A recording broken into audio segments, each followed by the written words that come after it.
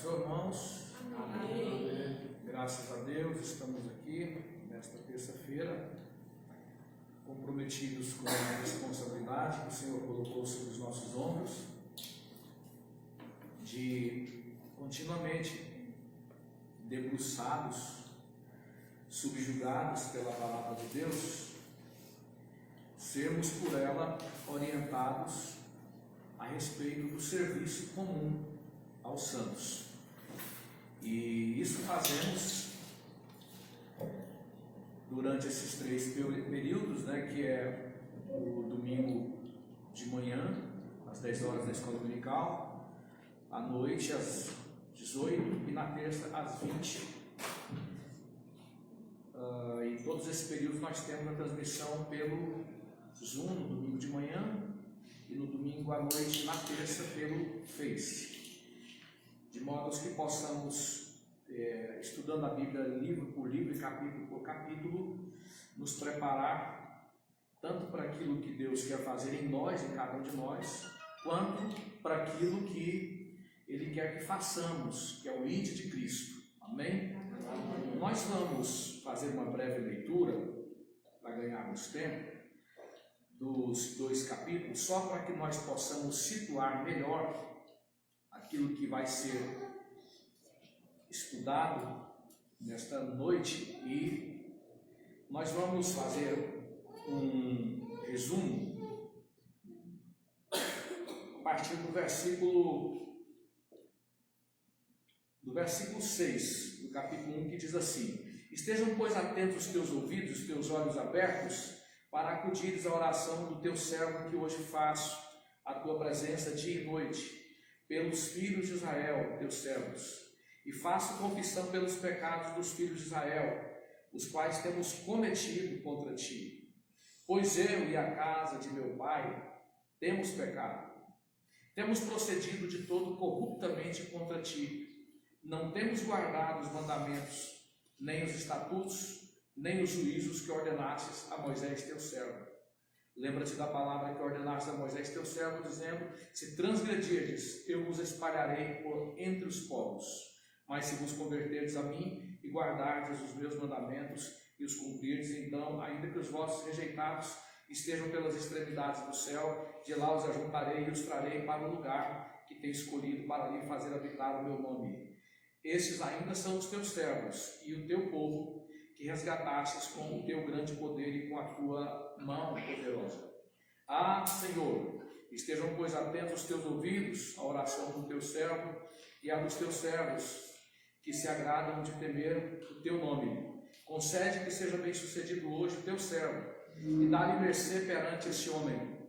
Nesse tempo eu era copeiro do rei. Agora, o capítulo 2, só alguns versículos também, versículo 1 e seguintes. No mês de Nissan, no ano 20º do rei Artaxerxes, uma vez posto o vinho diante dele, eu o tomei para oferecer e lhe dei. Ora, eu nunca antes estivera triste diante dele.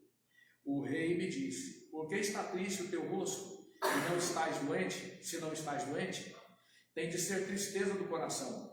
Então temi sobremaneira e lhe respondi: viva o rei para sempre. Como não me estaria triste o rosto, se a cidade onde estão os sepulcros de meus pais está assolada e tem as portas consumidas pelo fogo? Até o versículo 4.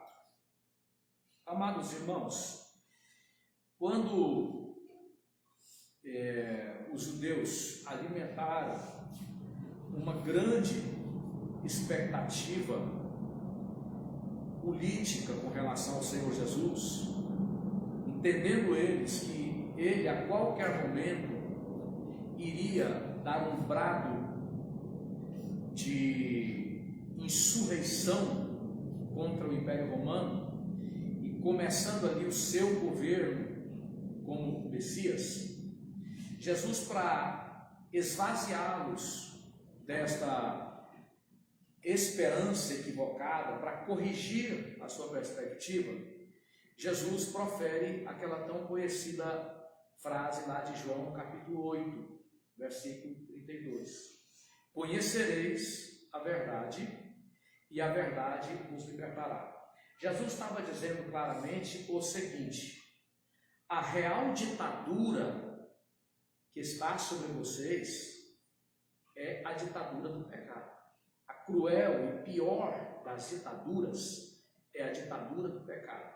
E entendendo o contexto da vida e da vinda de Cristo, sua missão, nós vamos entender que ele veio mostrando o amor de Deus, a compaixão de Deus, a misericórdia de Deus por esta situação deprimente do ser humano, oprimido pelo pecado, vergado pelo pecado. É muito importante quando entendemos isso ao lermos esses dois capítulos, porque do mesmo modo que quando Jesus veio, os judeus estavam sob o jugo do Império Romano e sofrendo muito com aquela situação política, aqui também eles estavam sob o jugo do Império Medo-Persa e não tinham liberdade, não tinham autonomia, não tinham soberania, estavam vivendo as consequências, a consequência política e social do pecado. Da mesma forma, o contexto do Novo Testamento, em que eles estão sob o jugo romano, aquela situação de angústia política, econômica, social, era a consequência do pecado. Aqui também, a condição desfavorável politicamente, economicamente, socialmente, era consequência do pecado. E quando o homem de Deus, Neemias, chora diante do quadro que acometeu aquele povo, então o entendimento de Neemias é o entendimento de todo homem de Deus pela história, é o entendimento de quem sabe qual que é a causa daquela situação. Existem ali situações fazendo o povo sofrer, mas essas situações, elas têm uma causa que a maioria não quer aceitar, a maioria ignora, e a causa era e é o pecado. Quando nós analisamos o sentido da compaixão bíblica, do sentimento de misericórdia bíblico, do sentimento de identificação com a miséria humana, biblicamente falando, irmãos, é muito importante que nós entendamos que a expressão da compaixão, do amor, da misericórdia de Deus é para tratar a causa de tudo aquilo que as pessoas vêm sofrendo, e a causa é o pecado. Não significa isso que a igreja do Senhor Jesus, por saber que a causa do sofrimento é o pecado, ela não atue para minorar, diminuir, amenizar, suavizar as consequências cruéis do pecado nas várias esferas, como é a esfera econômica, a pobreza, a miséria, as doenças, a opressão dos governantes que usurpam o poder de Deus, a injustiça dos magistrados que defendem bandidos, ao invés de defender aqueles que realmente são cidadãos de bem. A igreja deve atuar para amenizar as consequências terríveis do pecado, mas a igreja tem que tomar cuidado para ela não fazer isso colocando de lado o entendimento da causa. A causa é o pecado. A causa é o pecado.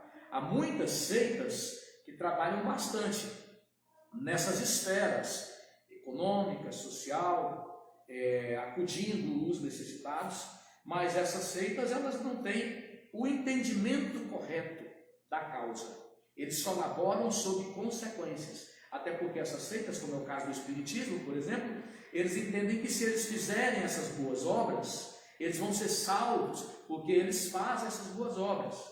O lema, por exemplo, do kardecismo é: sem as obras filantrópicas, que eles chamam de caridade, não há salvação. Então eles fazem aquilo porque eles veem nas obras humanas o mérito da salvação. Eles não entendem que, agindo assim, passam a impressão de que Jesus morreu na cruz inutilmente, já que as minhas obras me salvam, né? Então é muito importante essa abertura, porque nós como cristãos, nós temos um dever perante a sociedade, como eu falei, de estender a mão aos necessitados, de, na medida do possível, diminuir a angústia humana causada pelo pecado. Mas nós temos que fazer com o entendimento da causa. O salário do pecado é o quê? Então a Bíblia está colocando aí uma questão de causa e consequência. Causa e efeito. A igreja não pode perder essa perspectiva, né? Então a atuação desses homens aqui, como é o caso de Neemias e de todos os homens ao longo da história bíblica, vejam que eles têm um papel claro, nítido, no contexto social. Eles não se omitiram, eles não fizeram vista grossa, eles não ignoraram a realidade que ali estava. Quando Neemias recebe cartas de seu irmão Anani a respeito da situação dos que estavam lá em Jerusalém, então essas cartas relatam um quadro de grande miséria em que aquelas pessoas estavam. Então, o homem de Deus, ele demonstra empatia, identificação com a realidade bem humana. E à medida em que ele percebe aquela situação, ele não fica só sentindo, chorando, ele não fica de longe lamentando, ele não fica de longe se consumindo ou sendo um solidário sentimentalmente e acabou, não. Ele entende que ele tem que dar uma resposta. Ele entende que aquele acontecimento triste, de miséria, de quadro desfavorável, de indignidade humana, aquele acontecimento está convocando ele para ele se posicionar. Isso é muito importante para o povo de Deus, que as situações que se desenrolam no meio da sociedade em que vivemos, situações de impiedade, de perversidade, expressando exatamente isso, o pecado. Todas essas situações são a expressão do pecado. E a condição de miséria imposta àquela gente era uma situação de impiedade, e Neemias entende que, como homem de Deus, ele tem que se levantar contra a impiedade. Nessa compreensão de causa e consequência, ele sabe que eu tenho que me levantar. Ele era um oficial do rei, está ali perante o rei, externa diante do rei a sua angústia, até com risco da sua própria vida, né? Porque comparecer perante o rei com o semblante caído, ele colocava a si próprio em risco de morte. E quando o rei o indaga, ele com sabedoria, ele enaltece o rei, ele deixa bem claro, viva o rei para sempre. Era uma saudação própria daqueles que estavam dizendo, não, eu não sou um conspirador, eu sou fiel ao rei, eu sou leal, eu estou aqui para fazer o meu trabalho de forma leal, jamais eu vou trair, eu não tenho um projeto de derrubar o rei de modo algum. O cristão, perante a sociedade, ele vem manifestar o seu testemunho como benfazejo. Ele não é a pedra de tropeço, ele não entra numa empresa para derrubar o patrão, ele não entra numa instituição para fazer parte de panelinha ali e de brigas, situações mesquinhas. Não, ele tem um papel maior, ele tem uma responsabilidade maior, ele está ali para ser luz, ele está ali para ser sal, ele está ali para ser referência, ele está ali para que as pessoas olhem para ele e vejam nele a tradução mais límpida da palavra de Deus, a mais clara tradução da palavra de Deus. Pessoas que nunca leram a Bíblia, olharem para o testemunho dele, leem a Bíblia no testemunho dele. Então Neemias, ele se adianta, não, viva o rei para sempre. E quando o rei pergunta por que está caído o semblante dele, se ele não está doente, e o rei diz, isso aí é tristeza de coração, o que está acontecendo? Então, ele fala claramente para que ele possa desempenhar o seu papel diante daquela situação que está convocando ele. E ele faz uma abordagem com muita sabedoria ele faz a abordagem de um tema muito sensível aos persas, né, aos medos, à população, à civilização da Média e da Pérsia, quando ele fala do seu sentimento para com os seus ancestrais. Então, a cultura medo-persa, e até hoje o Irã é o que resta disso, né? Eles preservam um sentimento de muito respeito aos seus antepassados, muito respeito aos seus ancestrais, muito respeito àqueles que os antecederam. Então ele apela para esse tema e diz para o rei: como é que eu posso estar alegre se a terra dos meus ancestrais, dos meus antepassados, está em grande miséria? Se as portas estão queimadas a fogo, se os muros estão derrubados, como é que eu posso estar alegre? Como é que eu posso estar bem? Como é que eu posso estar feliz? Como é que eu posso estar conformado à desgraça do meu povo? Então, ele, como alguém diz no jargão popular, ele pica na veia do rei. Ele tem palavras ali assertivas, cirúrgicas, e assim é a atuação do servo de Deus. A palavra dita a seu tempo quão boa é. É o que o proverbialista Salomão coloca. Diferente daqueles que agem por impulso, o servo de Deus, ele age na direção de Deus, e lembrando que ele faz uma oração. Quando o texto diz que ele orou ao Senhor, nós não podemos entender que Neemias saiu para fazer uma oração de meia hora, que é muito importante que façamos, de 1 hora, orar à noite. Não, ele tinha que ter uma direção de Deus para aquele momento ali. Então, ele orei ao Senhor. A impressão que nós temos é que naquele momento ali, telepaticamente, é Senhor, tem misericórdia, me dá direção.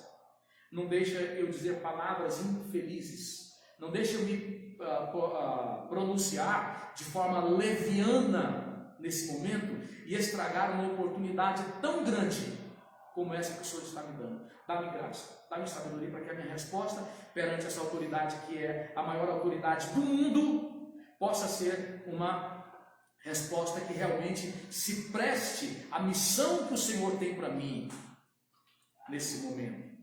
O servo de Deus, ele não está preocupado com aquilo que possa prejudicar os seus interesses. Ele está preocupado com aquilo que possa prejudicar os interesses da causa que ele serve.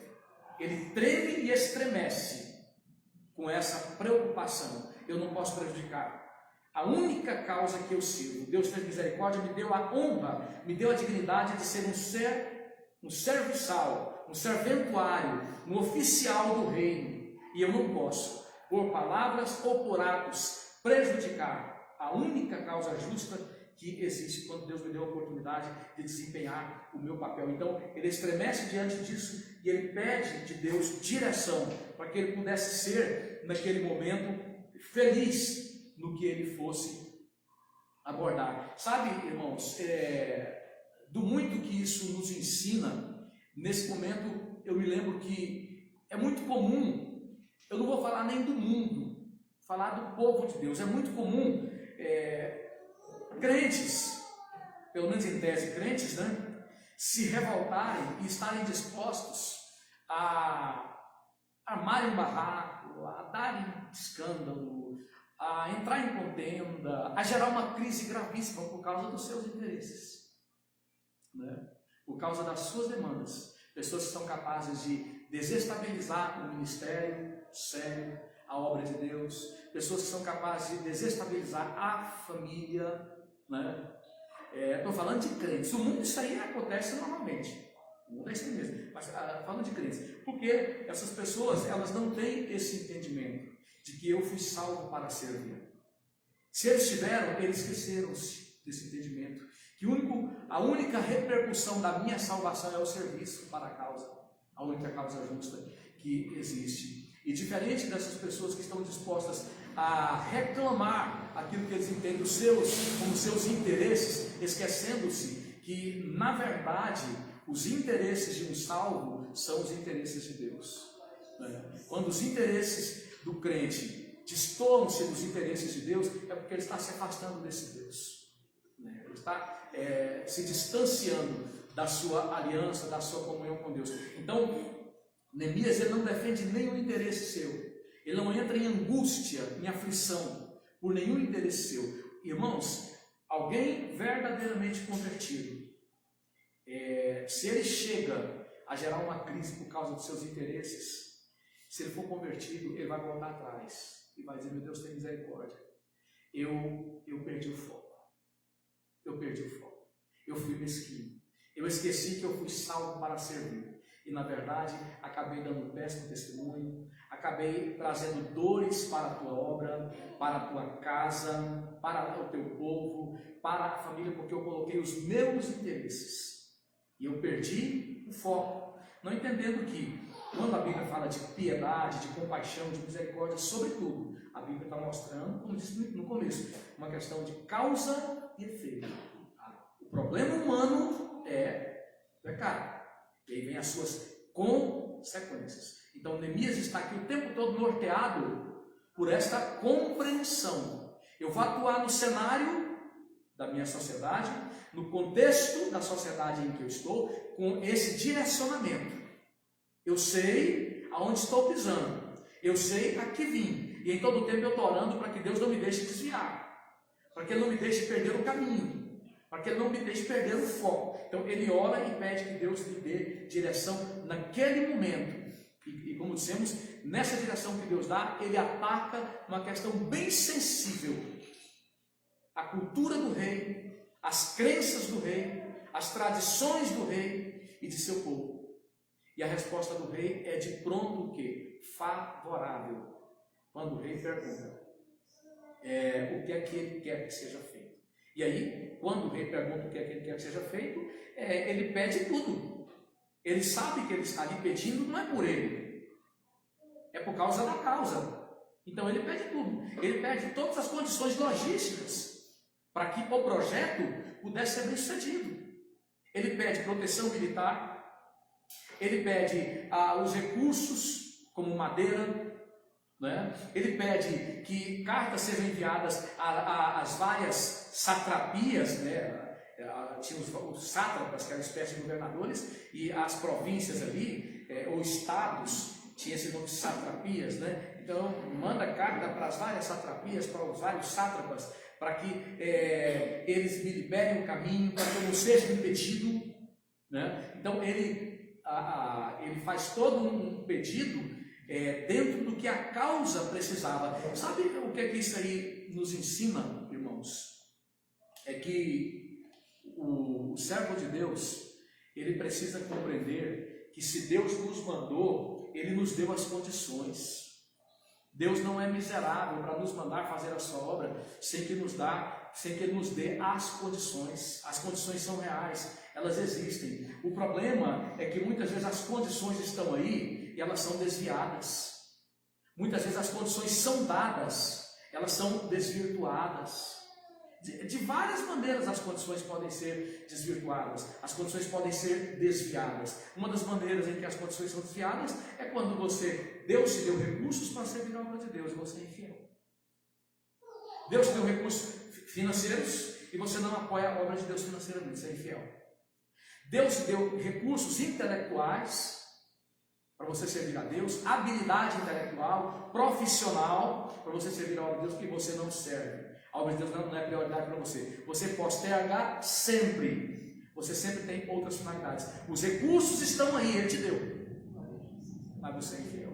Por vezes os recursos foram dados. Então você vê ali uma abundância de recursos. É um tópico interessante, porque Deus supre a sua obra com abundância.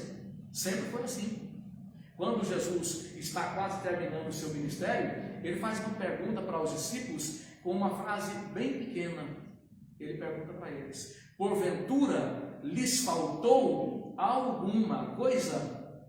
Qual foi a resposta deles? Nada. Disseram eles: nada. É muito importante, quando analisamos que esta abundância de recursos foi dada, que tenhamos uma amplidão do que vem a ser recursos. Por exemplo, a totalidade dos irmãos aqui tem uma Bíblia. Isso é o quê? Isso é recurso, não é verdade? Para você ler. Aí você para pensar que mais da metade da população do planeta Terra não tem uma Bíblia. Sabia disso? As pessoas que moram no paralelo 1040? Sabia que gerações de pastores morrem hoje, ainda hoje, sem não ter esse recurso que você tem, a Bíblia, sem ter a capacidade de pesquisar os temas bíblicos e se aprofundar nesses temas bíblicos, como você tem recursos? Está falando aqui da abundância de recursos.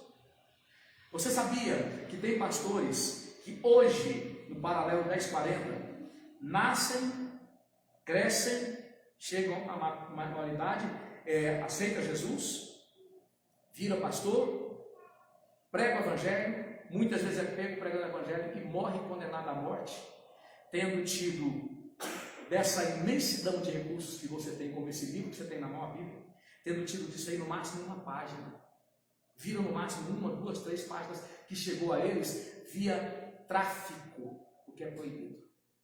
Está entendendo? E cumpriram o seu ministério com aquela quantidade de acessos à Bíblia, sem essa abundância de recursos que você tem. Aqueles foram os recursos que Deus deu para eles.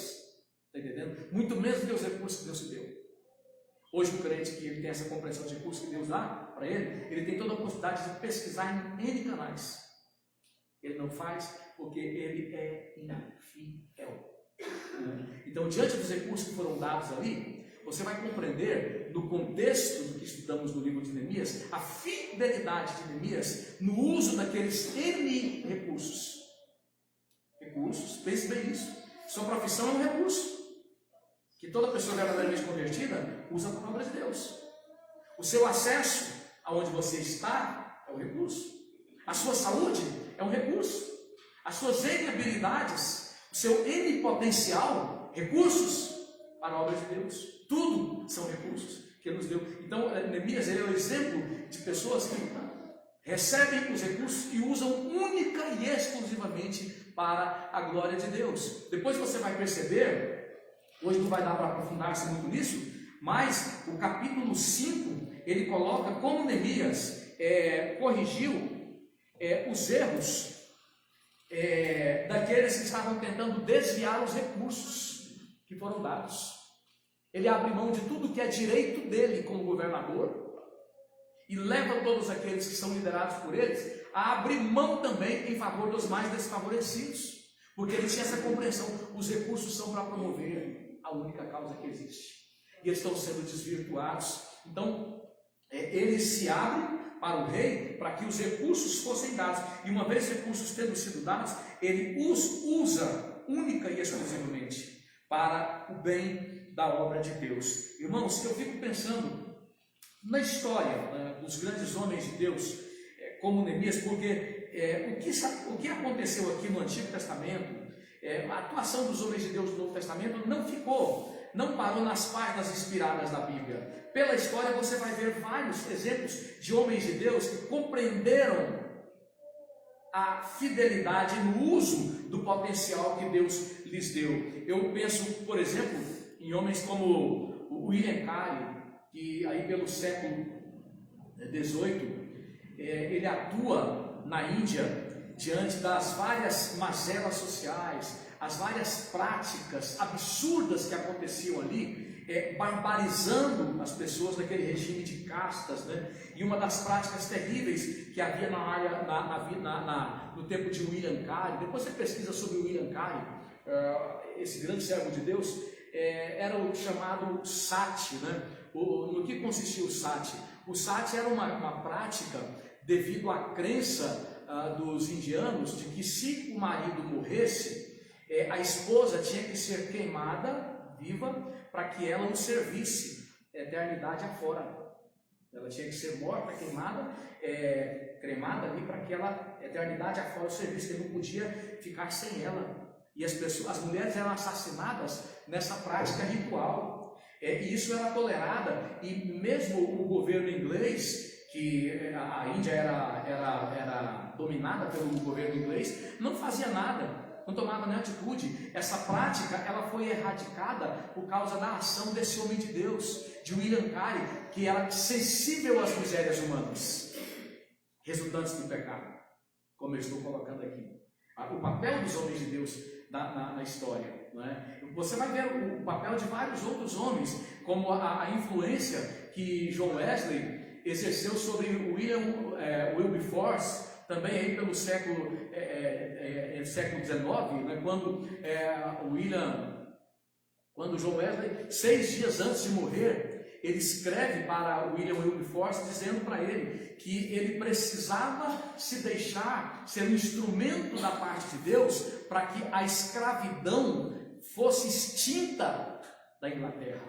Né? Nesse contexto, William Carey também se expressa sobre a vergonha que era a escravidão praticada inclusive por cristãos. Sabe-se de pregadores na época que tinham escravos, era uma vergonha. A maneira terrível como os escravos eram transportados, eram tratados, como morriam, como bichos, e aquilo era admitido. Então, esse homem, William Wilberforce, ele recebe de John Wesley, 6 dias antes da morte de John Wesley, um incentivo para que ele gastasse a sua vida contra aquela prática bárbara, né? E foi através desse grande homem de Deus, William Wilberforce, que a escravidão na Inglaterra veio a se extinguir. E o impacto foi tão grande que a Inglaterra, percebendo as consequências econômicas para eles da extinção da escravidão, dessa barbárie que era aceita como normal para a sociedade daquela época, era uma questão de sobrevivência do mercado, da economia inglesa, da coroa inglesa, na crença deles. Então, quando esse homem de Deus consegue a extinção disso, a Inglaterra entende, se ficar só a Inglaterra, na prática da abolição, nós vamos entrar em desvantagem. Então, a Inglaterra brada para o mundo, dizendo, nós não vamos aceitar a escravidão de escravo em mais lugar nenhum do mundo. Então, vários outros países, por causa do poderio da Inglaterra, entram com a extinção da escravidão. A gente está falando do papel do homem de Deus sensível às misérias humanas, sensível às barbáries, à prática impiedosa, à crueldade, por causa desta realidade da humanidade que jaz no maligno, como diz a Bíblia. E aí eu fico pensando como esse homem aqui atuou, como Neemias atuou, sendo sensível à realidade daquela época, falou com o rei, expressou-se perante a maior autoridade do Estado daquela época. Ele balançou toda a estrutura governamental, jurídica, política, social. Ele se posicionou diante de todo aquele contexto para que aquelas pessoas tivessem o seu sofrimento minorado. E quando eu fico pensando, irmãos, citando a questão da escravidão, na qual esse homem de Deus atuou de forma tão firme e conseguiu, eu fico pensando no silêncio cristão, diante das práticas pecaminosas do nosso tempo, que oprimem, que promovem a barbárie. O Brasil está diante de uma situação muito difícil, quando há uma apologia ao crime, quando há toda uma jurisprudência favorável a bandidos, quando pessoas estão sendo assassinadas por marginais que sabem que não vão ficar na cadeia. Vocês estão entendendo? Assim como a sociedade da época de William Wilberforce aceitava a barbárie da escravidão com naturalidade, havia ali o povo de Deus que aceitava com naturalidade. Houve o povo de Deus também no governo de Hitler. Eu te ensinei aqui algumas vezes, quando Hitler estava no poder, a Alemanha tinha 50% de protestantes e 50% de católicos, mano a mano. Ambos assistiram. Hitler promoveu uma das maiores barbáries da humanidade, de forma totalmente indiferente, né? Aí você pensa, o que está acontecendo no Brasil, a gente precisa repercutir, porque a mídia, tudo aquilo que ela quer que seja aprendido por nossas crianças, por nossos adolescentes, tudo que não presta, que ela quer que nossas crianças, adolescentes, jovens, nossas famílias aceitem, ela martela, ela bate em cima daquilo até aquilo virar uma filosofia aceitável. Ela pregou a mentira incansavelmente. Seus repórteres repetem a semana inteira, o mês inteiro, o ano inteiro, até aquilo se tornar algo normal. E eu penso, por que a igreja não ataca esses temas, como o aborto também, combatendo isso até desmascarar? Com a crença de homens de Deus que sabem que isso pode ser vencido, né? Aí nossas adolescentes, achando que o aborto é normal, achando que pegar uma criança condenar ela à morte por esquartejamento, viu? Ouçam vocês, o aborto é a condenação à morte por esquartejamento sem direito à anestesia. É isso aí. Pegar uma criança, condenar ela à morte por esquartejamento sem direito à anestesia. Esse caso último dessa criança, 7 meses. Não é? Nem nesse contexto nojento que diz que antes da 22ª semana, se não me falha a memória, pode abortar. É isso, não é, Michele? Antes pode abortar. Então, nem nesse contexto nojento podia mais. Não havia mais possibilidade de abortar de jeito nenhum. Mas mesmo assim, eles tentando levar a sociedade a aceitar o mal, aceitar a barbárie que oprime. Veja que em Neemias estamos falando do pecado que oprime. Uma sociedade opressa. Uma sociedade que está sendo levada à exaustão por causa da opressão do pecado, porque o pecado oprime. Então o que acontece? Houve um consenso entre Ministério Público, houve um consenso entre a mídia, sempre prostituída, houve um consenso entre políticos e a sociedade que no seu silêncio omisso, junto com uma representação muito grande da igreja, todos compondo esta cama de prostituição, de promiscuidade com a barbárie, se calaram e foram consentâneos para que essa criança de 7 meses ela fosse assassinada com direito ao esquartejamento sem anestesia. Você sabe de uma coisa? Que isso aí supera as barbáries mais primitivas da história da humanidade. Você sabia disso aí? Porque nos tempos em que a criança era jogada para Moloque, ela era queimada ali rapidamente. Ela era jogada viva no altar de Moloque e ela era queimada rapidamente, ela morria mais depressa. A prática do aborto mostra que a humanidade, ao invés de evoluir, ela foi involuir. Ela, ao longo do tempo que se passa, ela se mostra cada vez mais perversa. E a Bíblia, com propriedade ímpar, fala disso, que o pecado era o quê? Se multiplicar. Você está assistindo isso? A multiplicação da impiedade. Agora, o que me consterna, o que me angustia é o silêncio. O silêncio cristão. Quando eu vejo o posicionamento desse homem de Deus aqui, eu vejo o posicionamento desse homem de Deus, que se posicionou diante das situações terríveis que se abatiam sobre aquela sociedade, sendo aceito, era normal para a comunidade internacional. A Bíblia cita aqui uma comunidade internacional. Estavam ali os egípcios, estavam ali os assírios, estavam ali os medos e persas, estavam ali os filisteus, estavam ali os amonitas. Para toda aquela comunidade internacional era normal o mal que se abateu sobre Israel. A comunidade israelita estar debaixo de grande miséria era normal. Não, é judeu, não tem problema não. São judeus, não tem problema não. Eles estarem em grande miséria, isso é normal. Não tem nada demais. Então, trouxeram para um conceito de aceitação a impiedade. A impiedade normal. Irmãos, quando a Bíblia fala que o mundo inteiro jaz no maligno, ela não está brincando.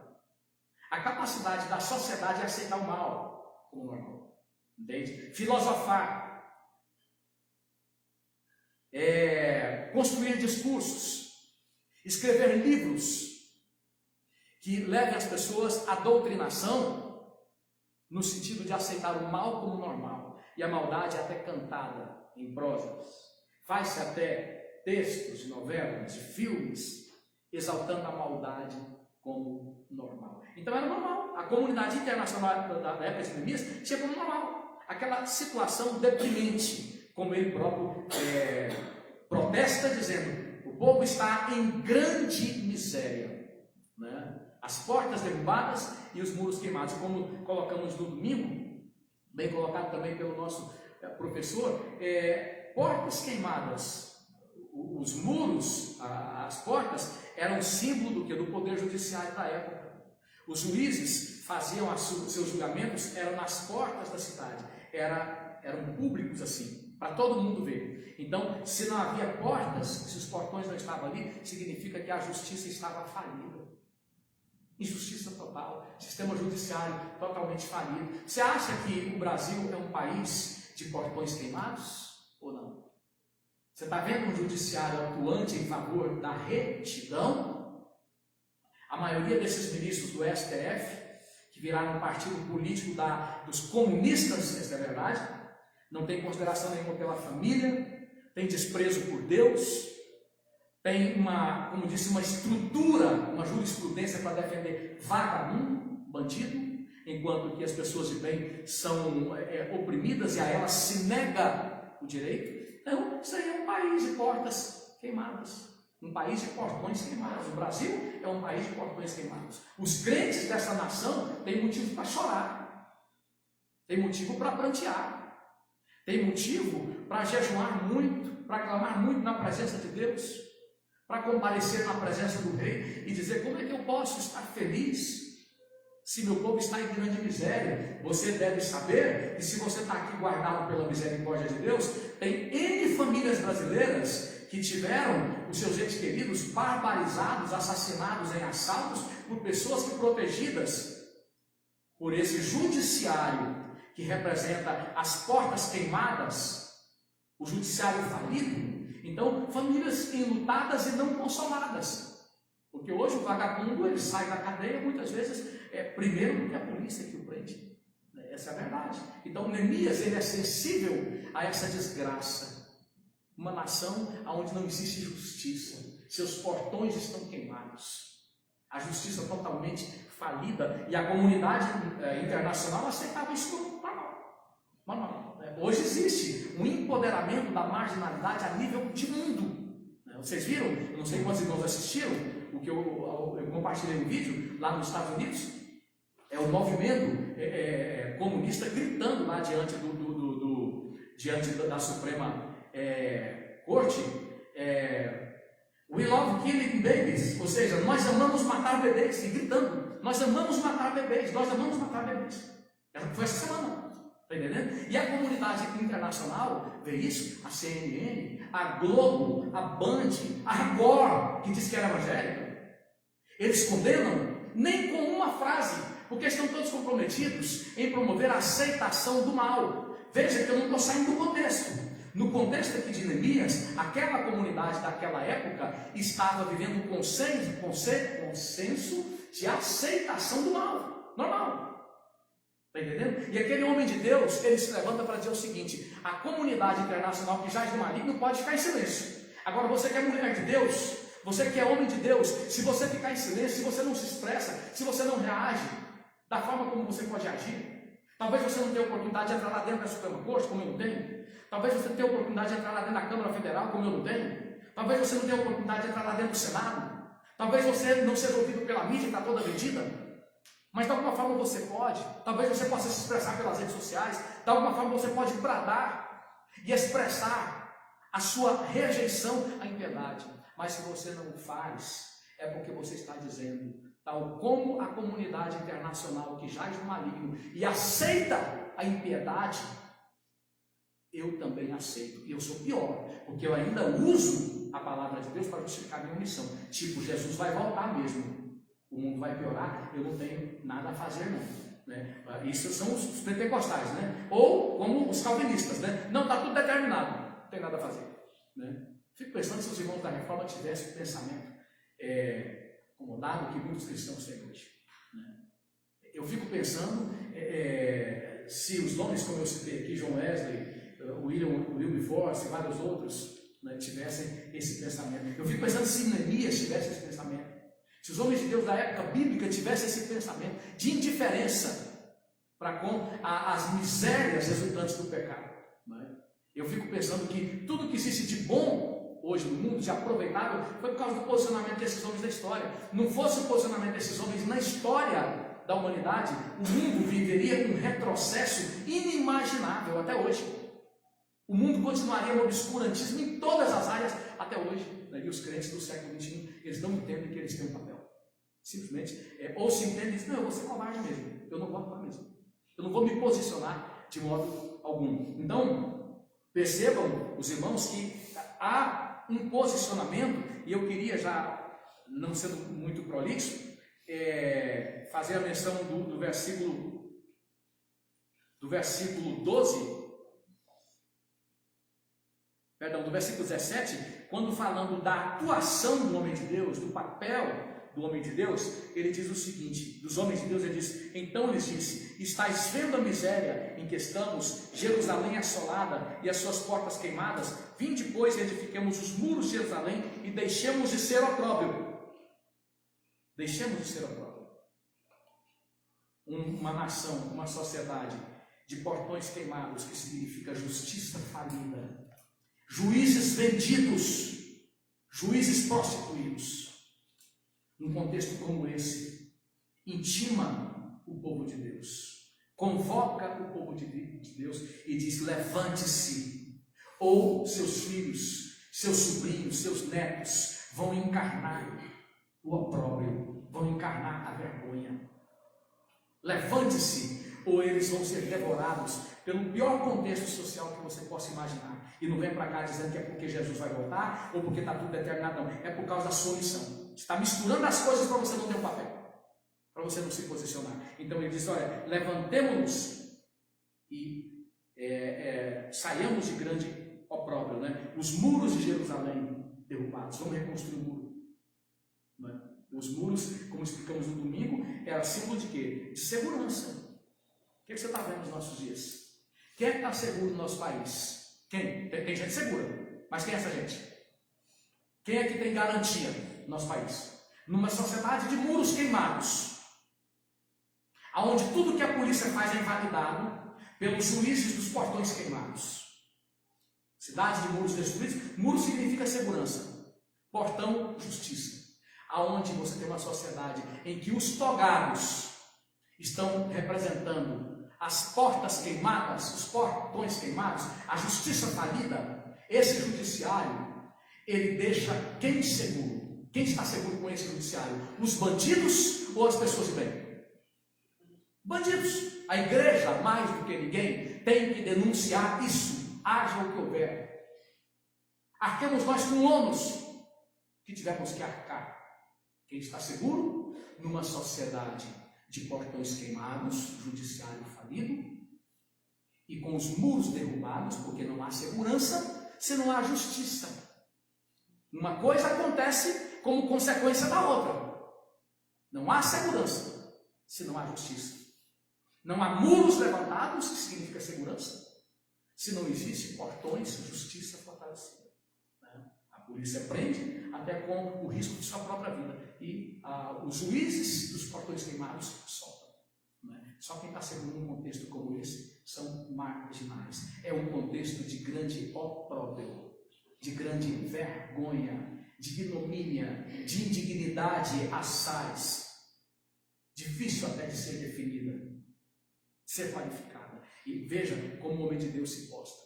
Ele olha, ele caminha perante aquele cenário ali, de desgraça, de destruição. Ele sente, ele internaliza aquilo, próprio dos homens de Deus da história, a empatia com a realidade humana, internalizar aquela situação. Eu vejo crentes que falam para mim: não sei de nada que está acontecendo, não. Está acontecendo no mundo político, o que está acontecendo no contexto do judiciário, do legislativo, do executivo, eu não sei de nada, não. Você está fora, irmão. Você não entendeu o seu chamado. Você diminuiu o tamanho do evangelho para dentro do prédiozinho, onde você é elogiado, é ovacionado, onde você é aplaudido. Então você tem o seu reininho dentro do prédio que você chama de igreja. Você não entendeu o reino de Deus. O homem de Deus, ele não é humilhado, ele não é desinformado. Até porque se ele for desinformado, ele não tem como saber da miséria. Ele não tem como saber da desgraça que assola o tempo dele. Neemias, ele caminha ali pelos escombros. Ele caminha ali pelo terreno empoeirado, pelo que sobrou dos muros, pelo que sobrou das casas, pelos entulhos de tudo que foi derrubado, foi incinerado. Ele caminha pelos lugares onde o sangue foi derramado, lugares fétidos. Ele que caminha sozinho. Depois que ele internaliza aquilo ali, ele volta e diz o que nós lemos aqui, no versículo 17. Vocês estão vendo o que está acontecendo? Vamos nos levantar contra essa situação. Eu não estou colocando aqui que o homem de Deus ele vira um ativista político. um militante de qualquer partido. Mas a nossa voz tem que se levantar. E além da nossa voz, todas as atitudes, ações lícitas, biblicamente permitidas, devem ser tomadas. Eu defendo que os cristãos, a igreja, que já tem mais de 40 milhões no Brasil, ela ocupe as praças públicas, pacificamente. Se a situação exigir, pacificamente ocupe instituições. Não tem guerrilheiros aí, intitulados de sem terra, sem teto, sem isso e aquilo, que ocupam e quebram e depredam? Por que os pagadores de impostos não podem ocupar pacificamente as instituições e dizer, não vamos permitir que isso seja utilizado dessa maneira, não. Nossos filhos estão sendo reduzidos ao opróbrio, à vergonha, à ignomínia. Vocês estão doutrinando nossos filhos com o mal, estão ensinando nossos filhos a mentir, estão ensinando para os nossos filhos que o roubo é melhor do que a honestidade, estão ensinando para os nossos filhos que o crime compensa mais do que a integridade, que a mentira é preferível à verdade. Então Neemias, ele se levanta e diz para aquelas pessoas, vamos colocar a mão na massa. Ele não diz para as pessoas, vamos fazer o seguinte, olha esse quadro aí, vamos orar e vamos continuar a nossa vida. Tem que orar, tem que jejuar. Mas a oração, que ela não é precedida de ações no direcionamento da palavra de Deus, isso não é oração. Isso é a expressão da superstição religiosa vazia e frutífera. Uma oração que não nos intima ao posicionamento, a um papel no meio em que nós vivemos, não precisa falar muito. Jesus ele poderia ter olhado ali para o templo, que era a maior representação institucional da época de Israel, porque naquela época Israel não tinha autonomia política, estava debaixo do governo de Roma, então tudo que eles tinham de representação, o máximo de representação que eles tinham, estava resumido no templo. Jesus poderia ter olhado os crimes que estavam sendo cometidos no templo, e ele poderia ter dito, não faça isso não, por favor. Ele poderia em voz branda, suave, dizer, olha, isso não é certo. Ele falou que não era certo. Ele falou, ele usou palavras, mais palavras, no último decibel da sua garganta, e ele tomou atitudes. Ele pegou as orrague, expulsou-os de lá, jogou fora as mesas dos cambistas. Isso é Jesus no Novo Testamento. Será que não tem nada a ver com a gente? Alguns podem dizer, mas Jesus fez isso porque ele cumpriu as Escrituras. Mas cumprimento das Escrituras não destila princípios, não comunica princípios, postura para o crente no dia a dia, não diz nada para nós diante de tudo que está acontecendo. Eu fico pensando no que está acontecendo no Rio de Janeiro, estava vendo dias atrás, as pessoas saíram correndo atrás de um ladrão, tomou o celular de alguém, a sociedade correu atrás, segurou ele, tomou o celular, devolveu para a vítima e mandou ele embora. Ao invés de chamar a polícia, mandou ele embora. O que é isso aí? É olhar para a miséria humana, para o opróbrio humano e torná-lo aceitável, torná-lo normal. Está caminhando para isso. Se a igreja, composta de homens e mulheres lavadas e remidas no sangue de Jesus, que não se vendem porque foram compradas pelo preço maior, se a igreja não se posicionar, não vai demorar muito. Nós estaremos no meio de uma sociedade totalmente caótica, ingovernável, embrutecida, tomada pelo caos. Nós não podemos misturar as coisas. Jesus vai voltar, ele tem o controle de tudo, mas o seu povo tem um papel. A nossa oração é para que cada irmão que está ouvindo essa palavra possa chamar a si a responsabilidade. Meu Deus, eu não posso agir por agir, não posso fazer por fazer, mas eu preciso saber aonde é que eu entro em todas as situações que na minha sociedade estão me convocando, estão me intimando. Onde é que eu estou sendo omisso? Onde é que eu estou me conformando?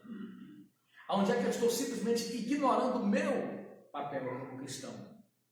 Onde é que está sendo caracterizada a minha aceitação como normal? Aquilo que aos olhos do Senhor é abominável. Veja, depois você lê mais em casa, o comportamento de Neemias. Ele teve um sentimento de consternação. Eu não vou aceitar isso como normal nunca. Nunca.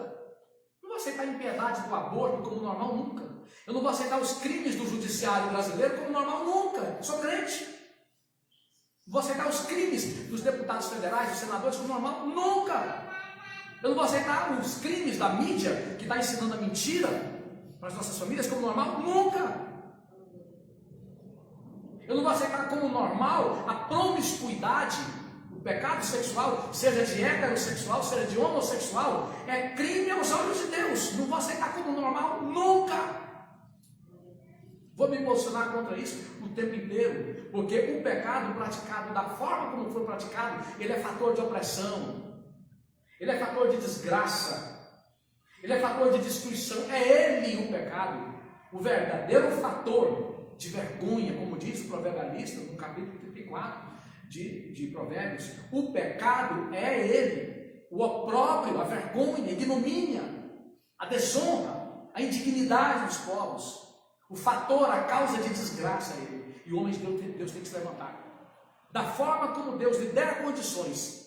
Não é todo mundo que faz tudo a mesma coisa. Cada um atua da forma como Deus nos dirigir. Mas a finalidade dessa palavra que Deus nos deu nesta noite é te levar a um questionamento. Meu Deus, onde é que eu entro?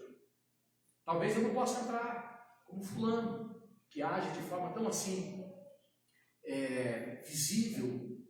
Você não tem que concorrer com ninguém, mas você deve sair daqui sabendo de uma coisa. Deus não te chamou para você ser um retrato de parede. Deus te chamou para você deixar bem claro em que consiste o ministério que Ele te confiou. Todo crente tem um ministério. Todo crente tem um ministério. E viver esse ministério requer o quê? Preparo contínuo na palavra de Deus.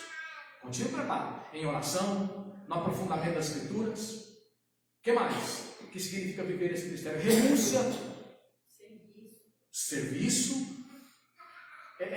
Não envolve algumas coisas viver esse ministério. Envolve todas as coisas. A gente pode concluir dizendo que viver esse ministério é você entender o conceito de consagração. A palavra consagração é a entrega de tudo o que você é, de tudo o que você tem, a causa que você acredita. Consagração é isso. É quando alguém entrega tudo que ele tem, tudo que ele é, para o bem da causa que ele acredita. E essa causa que cremos, que é a única causa verdadeira, é o Evangelho de Cristo Jesus. Feche os seus olhos, cubra a sua cabeça. Vamos orar nesse momento.